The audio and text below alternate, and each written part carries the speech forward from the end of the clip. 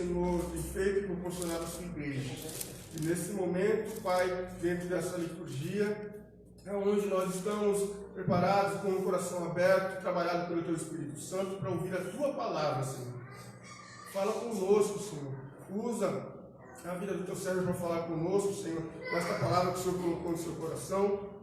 E que, Pai, o instrumento, Senhor, hoje, escolhido é a vida do Teu servo. Fala conosco, fala com a Tua igreja, nós precisamos Te ouvir, Senhor. Usa ele para a glória do Teu nome, é o que nós Te pedimos. Em nome de Jesus, amém.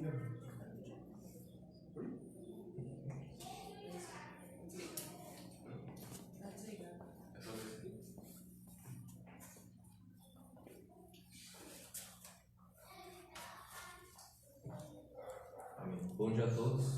Bom dia. Vamos estar dando continuidade aqui no Evangelho de Marcos, no capítulo 11, a partir do versículo 15 até o versículo 19.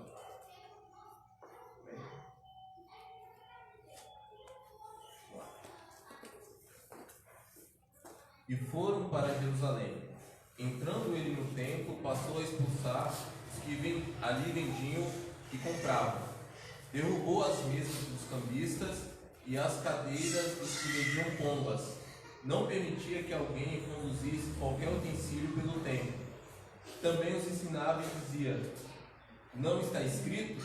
A minha casa será chamada casa de oração para todas as nações? Vós, porém, a tendes transformado em covil de salteadores. E os principais sacerdotes e escribas ouviam essas coisas e procuravam modos de tirar a vida, pois o temiam, porque a multidão se maravilhava de sua doutrina. Em vindo à tarde, saíram da cidade. Amém? Amém. Dando sequência a essa saga que a gente entra aqui, que é a última semana, né, de Jesus, no capítulo 11 ali nós falamos sobre a entrada triunfal de Jesus, né, que foi eu que ministrei aqui, expliquei ali a intenção do coração daquelas pessoas quando viram Jesus adentrar a cidade, achavam que era um rei prometido que viria libertar o povo, a nação de Israel do Império Romano, do poder político, militar. Então aquelas pessoas louvam a Cristo, achando que ele seria esse rei, mas foi bem explicado aqui que não era aquele Messias que eles esperavam. Logo em seguida, que Jesus ele chega ao templo, ele olha todas aquelas coisas, ele não faz nada e volta para Betânia. No dia seguinte, que foi a ministração da semana passada, que o Ari trouxe falando sobre a figueira, que Jesus ele vai até a figueira e ele não encontra fruto naquela figueira e ele amaldiçoa a figueira, para que ela não tenha frutos. E logo em seguida a gente vai ver aqui essa passagem onde Jesus ele chega até o templo, ele entra até o templo após ele ter visto todas aquelas coisas que ele viu no dia anterior, e ele vai até o templo para fazer alguma coisa lá. A gente vai ver aqui na sequência. Esse segundo dia, de Jesus, da semana, da última semana de Jesus, fala a história da figueira e essa passagem de hoje, elas estão interligadas, porque a passagem da figueira ela precede aquilo que iria acontecer agora, que Jesus está no templo. E uma pergunta que eu faço aqui para vocês, para dar de introdução: como você reagiria se a santidade de Deus estivesse sendo profanada?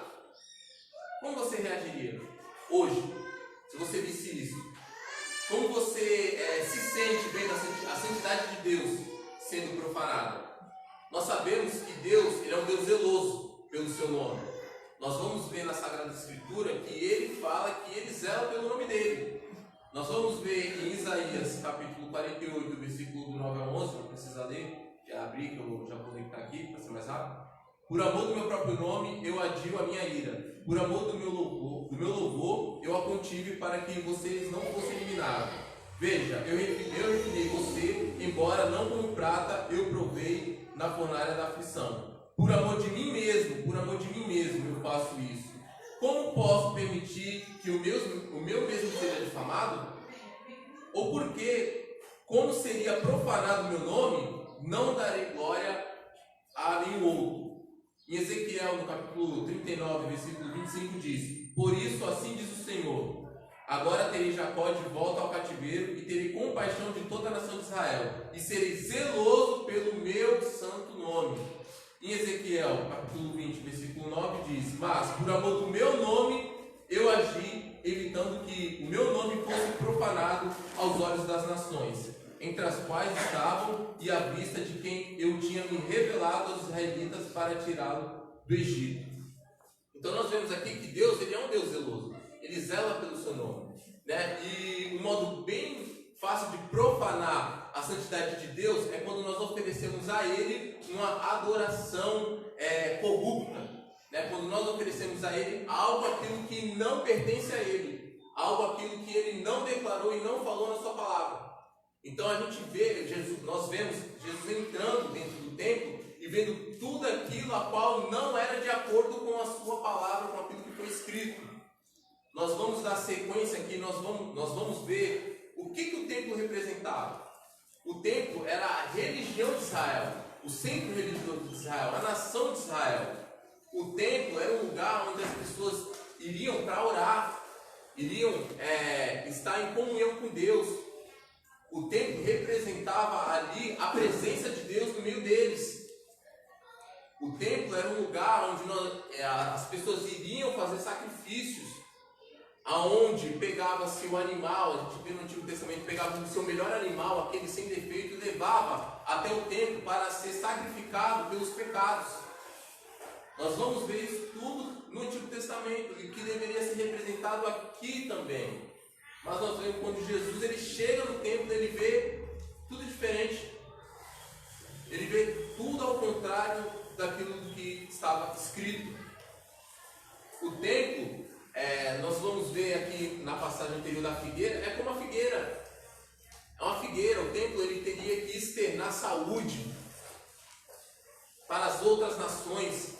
Nós vamos ver que o templo era uma confissão pública de que Israel tinha algo a oferecer para as outras nações. Nós vamos ver aqui em Isaías, no capítulo 56, versículo 6 ao 7, que diz assim: e os estrangeiros que se unirem ao Senhor para servi-lo, para amarem o nome do Senhor e para prestar-lhe culto, todos os que guardarem o sábado sem profaná-lo e que se apegarem à minha aliança, esses eu trarei ao meu santo monte, e lhes darei a alegria em minha casa de oração. Seus holocaustos e seus sacrifícios serão aceitos em meu altar, pois a minha casa será chamada casa de oração de todos os povos. Então o templo, ele era como uma bela folhagem que demonstrava ter bons frutos, magnífico, grande. Era para ser um lugar de adoração, era para ser um lugar onde as pessoas fossem lá e saíssem abençoadas daquele lugar. Mas quando Jesus chega, está ao contrário, está diferente. Vamos dar início aqui no versículo 15, aonde diz: e foram para Jerusalém. Entrando ele no templo, passou a expulsar os que vendiam e compravam, derrubou as mesas dos cambistas e as cadeiras dos que vendiam pomba. Então Jesus ele chega e vê uma gigantesca feira, um comércio gigante dentro do templo. A gente vai ver que não é algo diferente da atualidade. Vou chegar nesse ponto, não é diferente de algo que vem acontecendo nos dias atuais. E Jesus ele chegava a uma grande feira, barulho para cá, gente vendendo animais ali, trocando um câmbio ali. E Jesus ele não só condena os vendedores, mas também aqueles que estão também os compradores. Jesus ele não só condena aquele que vende, a corrupção ativa, como aquele que compra, a corrupção passiva. Jesus ele entra e derruba, ele começa a derrubar, ele começa a expulsar os que estavam comprando e vendendo. Não era somente aquele que estava vendendo, mas também aquele que estava comprando. A mesa das pombas e a mesa dos cambistas funcionava para quê? Porque quando ia-se até o templo para oferecer um sacrifício, como eu disse, você levava um animal da sua casa, pegava um animal sem defeito, uma ovelha, se você fosse muito pobre, era pombas, por isso que fala a mesa das pombas, e você levava até o templo para sacrificar. Mas o que estava acontecendo ali? Não existia isso. comprar no templo o animal para ser sacrificado e teria que trocar a moeda, porque eram muitas nações que iam até Israel adorar a Deus. E eles não poderiam oferecer a sua moeda, o seu dinheiro. Tinha uma moeda local. Então teria que haver o câmbio. Mas nós vamos ver que o câmbio era extraordinário. Era acima do previsto. Os animais eram também vendidos acima do previsto. E aqui a gente vai ver Jesus condenando isso. Não tanto quem compra, mas também quem estava vendendo. E ele derruba aquelas mesas, né? Aí as cadeiras que vendiam. Os cambistas faziam essa troca de dinheiro porque, como eu disse, era requerido uma moeda local. Então tinha que fazer esse câmbio. E Jesus ele vai e derruba tudo aquilo. Está errado. O que vocês estão fazendo? A gente vai ver logo no versículo posterior aquilo que Jesus ele vai explicar, né? Por que ele está fazendo isso. E a gente vai entrar nessa passagem. No versículo 16 diz assim: não permita que alguém não permitia que alguém conduzisse qualquer utensílio pelo templo. O que acontecia? O átrio dos gentios, onde é que estava tendo aquela feira, era um lugar que muitas pessoas estavam usando para cortar caminho para entrar ali em Jerusalém. Então eles usavam aquele espaço ali para dar um atalho para adentrar a cidade. E levavam muitas coisas, utensílios, levavam coisa com eles. E Jesus ele fala isso, eles estavam fazendo com isso, eles estavam profanando o templo de Deus, eles estavam desconsiderando aquilo que é sagrado.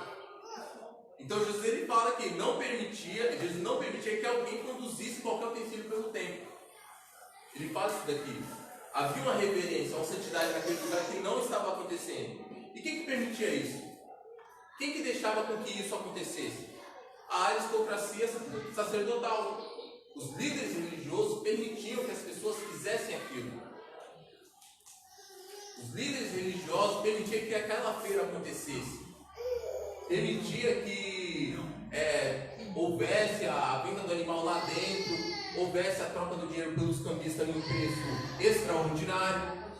Os próprios líderes religiosos, eles deixavam ir, eles permitiam com que isso fosse aceito. No versículo 17 diz: também os ensinava e dizia: não está escrito, a minha casa será chamada de casa de oração para todas as nações? Vós, porém, tendes transformado em covil de salteadores.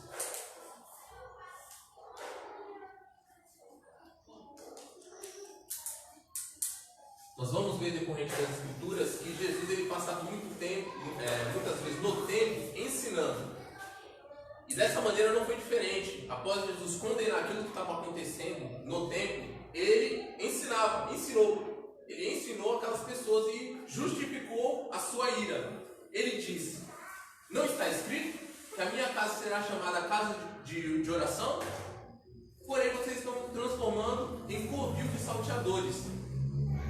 O templo, ele foi feito para Deus ser adorado naquele lugar. Porque, como eu disse, para as pessoas irem para lá e orarem, terem comunhão com Deus, a presença de Deus. O templo representava a presença de Deus no meio do povo. E Jesus, ele usa as próprias Escrituras. Isso é interessante. Enquanto hoje muitos pastores, pregadores, eles trazem filosofias do mundo, trazem Platão, Aristóteles, teorias, mas nós temos que ser fiel às Escrituras, temos que ser fiel àquilo que está escrito, e nós combatemos tudo aquilo que acontece dentro da igreja e fora da igreja através das Escrituras. Jesus foi só da Escritura, ele citou as Escrituras para justificar aquilo que ele estava fazendo naquele local, e ele cita: a minha casa não será chamada casa de oração, que foi o que eu li em Isaías 56, do versículo 6 ao 7. Em Jeremias também, no capítulo 7, do versículo 9 ao 11, diz: vocês pensam que podem roubar e matar, cometer adultério e jurar falsamente, queimar incensos a Baal e seguir outros deuses que vocês não conhecem, e depois vir permanecer perante mim neste templo, que leva o meu nome, e dizer: estamos seguros para continuar todas essas práticas repugnantes? Esses que leva o meu nome, tornou-se para vocês um covil de ladrões. Cuidado, eu mesmo estou vendo isso, declara o Senhor. Então nós vemos aqui o contexto de Jeremias, ele está falando sobre a condenação do templo, ele estava condenando o templo. Então Jesus ele cita essa passagem para falar isso aqui, né? Vocês transformaram a minha casa, que é uma casa de oração, em covil de ladrões, covil de salteadores. E o que era esse covil de salteadores? Covil de salteadores eram uns buracos onde os ladrões eles se escondiam. Era um lugar também, tem dois significados. Um era covil de ladrão, onde eles se escondiam, então as pessoas não conseguiam achar, né, dentro desses buracos, e o templo então virou esse esconderijo, aonde eles roubavam, as pessoas se escondiam, eram verdadeiros ladrões que se escondiam através da aparência do templo, através daquilo que o templo aparentava para o povo e as nações. Eles meio que se escondiam para estar fazendo as falcatruas que eles estavam fazendo ali, os líderes religiosos e os seus seguidores. O covil de ladrões também tinha um significado, que era onde os ladrões se escondiam para atacar a próxima vítima. Então o templo também estava funcionando como isso. Os líderes religiosos eles se escondiam no templo esperando a próxima vítima, a quem abocanhar. E covil de ladrões. Por que ladrões? O preço, como eu disse aqui, eles eram saqueadores porque eles realmente saqueavam as pessoas. Porque o preço do câmbio era exorbitante, era de 10% a 12% a taxa de juros. E tinha um combinado. Os líderes religiosos, eles combinavam com os cambistas para se instalarem dentro do templo. Então era algo de acordo. Os cambistas se instalavam dentro do templo, os mercadores também, mas os líderes religiosos recebiam um cascalho. Não era tudo bem armado. É igual parecido com o Brasil. É parecido com o Brasil. É tudo uma falcatrua, estava tudo armado. Estava tudo armado. Os líderes religiosos eles recebiam um cachezinho lá em cima daquilo, do câmbio. Quando a pessoa ia levar o animal até o sacerdote, o sumo sacerdote, o que ele falava? Não, isso aí não serve não. Tem que comprar aqui dentro, pô. Tem que comprar ali, ó. Tem ali, pô. Tem que comprar lá, ó. Vai lá.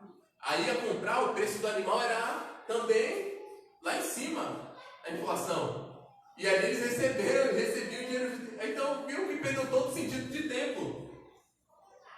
Um lugar onde Deus era para ser adorado, um lugar onde as pessoas iam para orar e falar com Deus, não estava acontecendo desse jeito. Não foi bem assim. E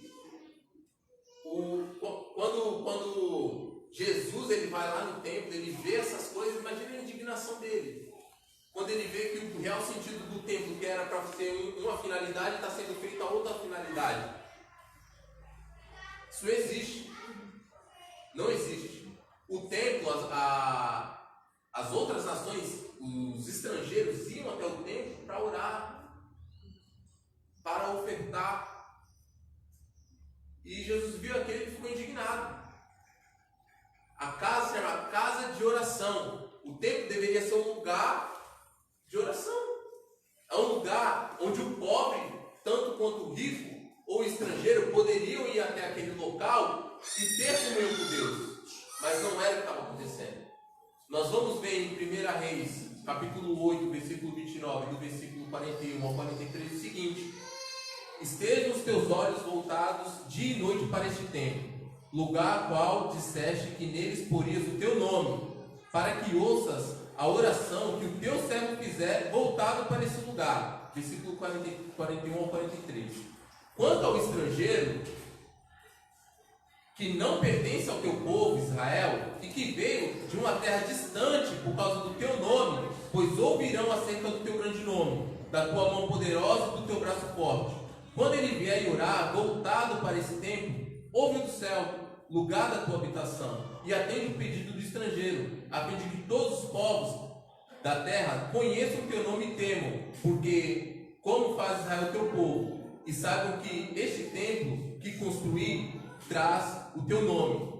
Agora me fala uma coisa: como que alguém ia conseguir orar, como que alguém ia conseguir meditar no lugar onde está barulhento, no lugar onde está sujo. Como que o estrangeiro ia chegar no lugar e ia conseguir ter uma comunhão com Deus?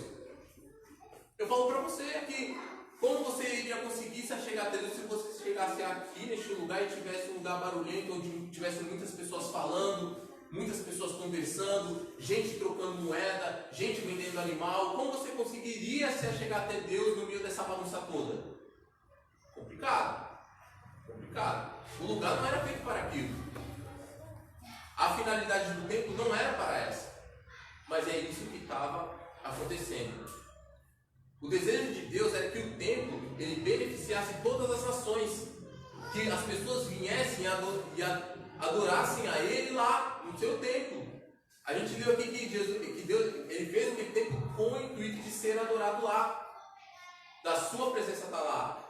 Mas os líderes religiosos, o sumo sacerdote, os chefes, eles fizeram tudo ao contrário, tudo o inverso. Mercantilizaram o templo. Você vê algo diferente dos tempos de hoje, de algumas igrejas? Onde as pessoas mercantilizam a fé. Água ungida, rosa ungida, a arca, a pequena arca, compra essa arca, caneta, já de caneta, R$100 uma caneta, vassoura, tijolo, tem de tudo. Água de Israel, lá. Terra. Aí o pessoal aqui fica indignado com isso. Eles profanam o templo de Deus e nada acontece. Nós vemos que isso acontece em muitas igrejas e nada acontece, nada é feito. Nós ficamos indignados com isso. E Jesus ficou indignado. Jesus ele teve zelo pelo nome de Deus e pelo seu templo. Assim como nós devemos também ter zelo pelo templo, pela palavra de Deus. No Antigo Testamento e nas Escrituras existia esse templo, mas esse templo foi destruído. E agora tem o sentido de um novo templo. E o templo é cada um de nós. O templo não é um lugar onde mais a gente se reúne. O templo agora é você, sou eu. Nós somos o templo. No versículo posterior, diz assim, no versículo 18: os principais sacerdotes e escribas ouviam essas coisas, procuravam um modo de lhe tirar a vida, pois o temiam, porque toda a multidão se maravilhava de sua doutrina. Então os líderes religiosos viram e falam: esse cara vai quebrar a banca, esse cara vai quebrar os meus negócios. O que esse cara está falando aí? O ódio já instaurado, já instalado nos líderes religiosos, eles ficaram como? Esse cara aí vai levar o nosso negócio, o nosso acordo, os cambistas, o nosso acordo com aqueles que vendem animal, vai chafurdar. Por isso que Jesus ele era ali alguém que era uma pedra no sapato. Mas as pessoas admiravam. As pessoas, a gente leu aqui que a multidão se maravilhava de sua doutrina. Tinham pessoas que não concordavam com aquilo que estava no templo. Mas quem que ia bater de frente? Quem que ia bater de frente lá com os líderes religiosos? Assim como hoje também na igreja tem muita gente que não concorda com muita coisa que acontece na igreja. Mas quem que bate de frente? Quem que não está de acordo e fala que não está de acordo? Quem realmente é zeloso pela palavra de Deus, pelas Escrituras? É fácil a gente admirar aquele que põe a cara, mas é difícil a gente fazer como aquele cara que fez. Jesus pôs a cara lá e falou, ele condenou aquilo que estava acontecendo. Mas hoje não acontece isso. Hoje as pessoas elas recebem dão uma adoração de qualquer jeito, recebem um culto, fazem um culto de qualquer jeito. Nós vemos que perdeu todo o sentido de templo. Agora o templo é um lugar onde as pessoas divulgam sua imagem. O púlpito é um lugar onde a pessoa vende seu CD, vende seu livro. Errado. errado. As pessoas se maravilhavam porque eles admiravam Jesus pelo seu radicalismo. Jesus foi radical. Ele chegou, o cara chegou derrubando tudo. Não, é bem assim. Então pessoas olharam e admiraram Jesus porque ele foi radical e ele tinha coerência naquilo que ele estava fazendo. E ele não fez na axiologia. Ah, não, eu acho. Não, ele citou as escrituras. Ele citou a própria palavra, a sua palavra. Está escrito assim, ó. Não é eu estou achando, não é desse jeito que eu estou imaginando. Não, é porque as escrituras falam é assim. E vocês não estão fazendo isso. Vocês estão fazendo tudo errado. Tudo errado. Em 1 Pedro, no capítulo 4, versículo 7 ao 17, diz assim: o fim de todas as coisas está próximo. Portanto, sejam criteriosos e sóbrios. Dediquem-se à oração, pois chegou a hora de começar o julgamento pela casa de Deus. E se começa primeiro conosco, qual será o fim daqueles que não obedecem ao Evangelho de Deus? Isso é uma reflexão para nós. Aqui ele cita que o fim das coisas estão próximos e que nós, cristãos, devemos ser criteriosos, sóbrios. Será que nós venhamos sendo criteriosos, sóbrios? Será que a gente está engolindo tudo aquilo que a gente ouve? Está ficando com tudo aquilo que a gente vê? Será que verdadeiramente nós estamos sendo zelosos por Deus e sua palavra? O julgamento começa pela casa de Deus. Isso é interessante. Começa por nós. E se vai começar por nós, imagina daquele que não obedece, daquele que não conhece. A destruição começou. Dessa última semana, nós vamos ver que vai se findar na morte de Jesus. E a adoração agora não vai ser mais um tempo. Não existirá mais esse tempo. Não vai ter mais esse tempo para ser ofertado. Nós vamos ver que agora será feito um novo tempo. Nossa. A adoração não vai ser mais no templo, pelo templo, vai ser pela cruz. Lá na cruz é a verdadeira adoração, verdadeira onde nós vamos buscar agora Ele. Lá na cruz, o templo vai acabar. A cruz vai chegar para Jesus. E lá é onde que nós vamos adorar Ele pela cruz.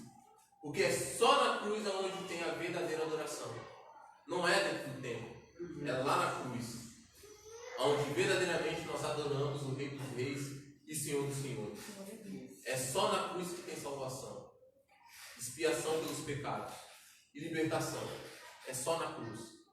Então esse templo, a qual foi descrito aqui, ele vai ser destruído. E a gente vai ver em 1 Coríntios, que vai falar de um templo que somos nós.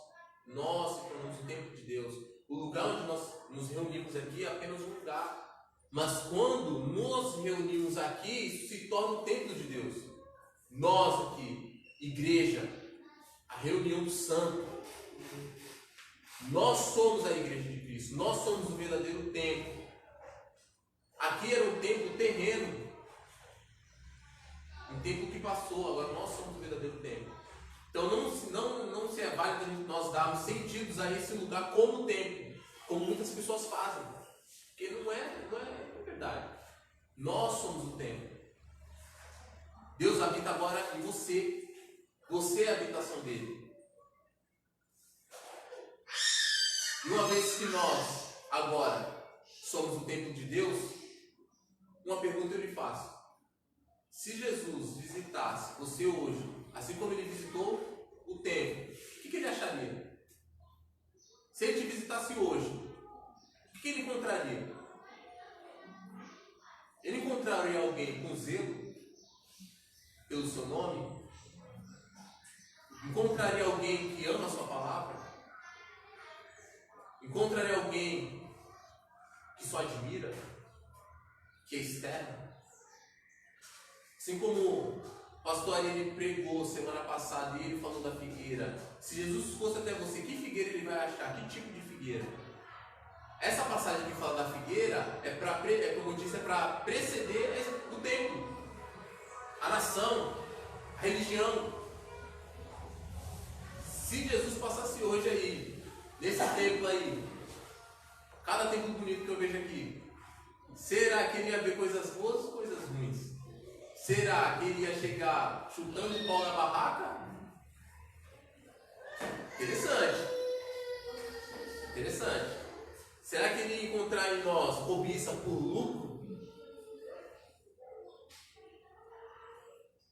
Será que ele ia encontrar hipocrisia dos líderes religiosos? Se ele olhasse para cada um aqui presente, o que Jesus encontraria? Um covil de ladrões? Pessoas que se escondem, a gente só está escondido aqui dentro para não ser pego. Quando as pessoas olham lá fora, é cristão que está aqui dentro.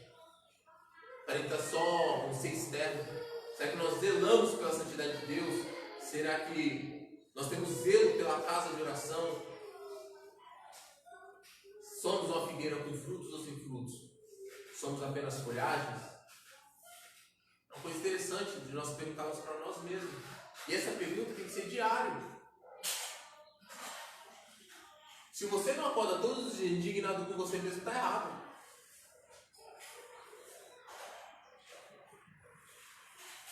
Eu acordo todo dia indignado comigo mesmo, porque eu não sou aquilo que eu deveria ser. E eu clamo a Deus, Senhor, misericórdia de mim, Senhor. Misericórdia. Tem misericórdia de mim, Senhor. Porque às vezes eu não oro como convém. Às vezes eu não leio a palavra como convém. Não estudo como convém, como deveria estudar. Não dou zelo como deveria dar. Nós devemos ser zelosos em todas as áreas. No casamento, naquilo que nos divertimos, zelosos. É uma coisa interessante que na semana passada nós estávamos conversando, o Anthony, o Lucas, a Tiffany aqui, sobre o que a gente vê, né? E o Anthony falou que ele viu lá como é que é o nome? No poço lá. Que ele falou que tem uma passagem, né, que o cara fala de Messias lá, meio que fazendo chacota. E o outro ele tirou na hora, pum! É uma coisa interessante. E esse zelo nós temos que ter mesmo. A gente assiste muita coisa que não convém. Às vezes está falando mal do Evangelho, está falando mal de Cristo, a gente dá suporte, e continua assistindo. Eu falo isso por mim mesmo, porque às vezes eu estou assistindo, às vezes eu assisto o filme todo. Então começa por mim também. Nós temos que ter esse zelo.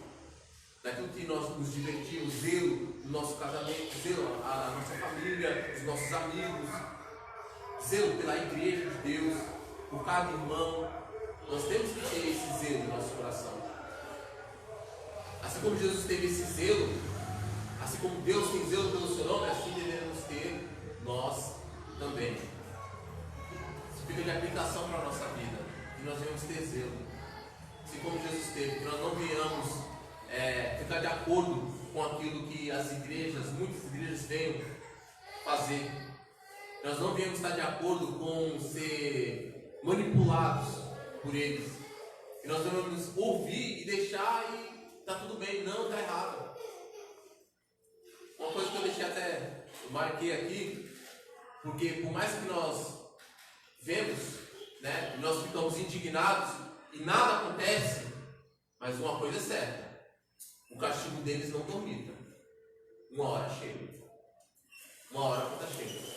E uma coisa que Deus não suporta é essa falsa adoração, aquele que mostra ser, mas não é, está com motivos errados. Por isso que Jesus ele condenou os líderes religiosos, porque eles só externavam, mas era algo externo, mas o interior dele era corrupto. Por isso que Jesus condenava eles. Uma falsa adoração, ele só era no externo. Eu vejo o seguinte, tem uma pessoa que está no mundo, não é convertido, está lá, e tem a pessoa que está aqui dentro, mas ainda é do mundo. A condenação está vindo de mão cheia. A lapada de Deus está vindo de mão cheia. Está se fingindo. Nós não devemos ser somente externo, mas o interior nosso também venha a ser puro.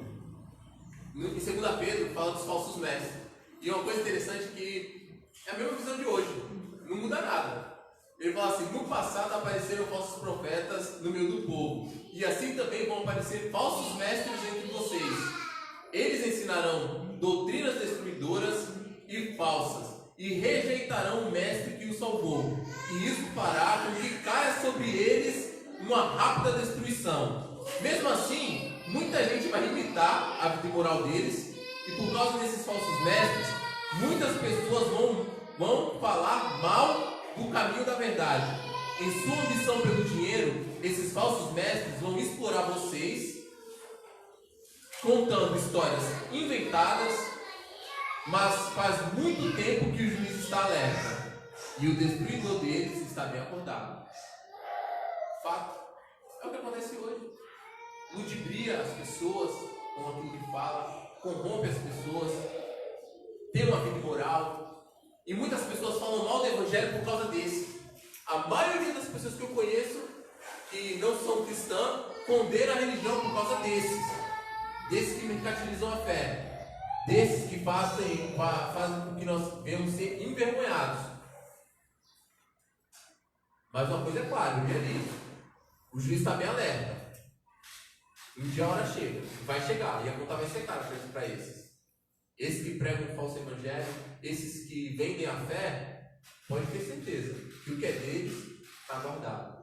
A gente vê eles se safando, nós vemos eles se enriquecendo, isso é fato, nada acontece, mas uma hora chega,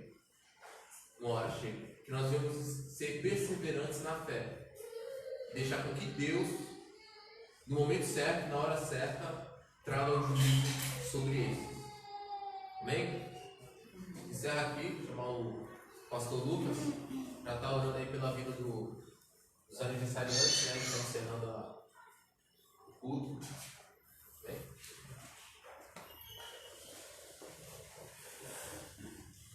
Meu Deus, hein? A passagem dessa é bem forte, né? Porque nós começamos a nos lembrar do contexto do Evangelho que nós vemos pregados nos televisores. Isso mexe conosco, né? Porque eles fazem da casa de Deus uma casa de comércio. Eles banalizam o Evangelho, eles banalizam o Cristo, a Bíblia. Isso para nós é motivo de indignação, amém? Quando você passar lá e ver aquela mesma coisa que a gente falou da televisão, do filme lá, né? Você passar e ver lá aquele infeliz comerciando o Evangelho, mude de canal. Mude de canal. Em nome de Jesus. Amém? Hoje ele falou no plural, mas tem mais algum aniversariante? Miguel. O Miguel, amém? Chamou o Miguelito. Chamou o pastor aí também, que fez aniversário ontem. Miguel fez quantos anos? 6. 6 anos, 18. Quase um adulto.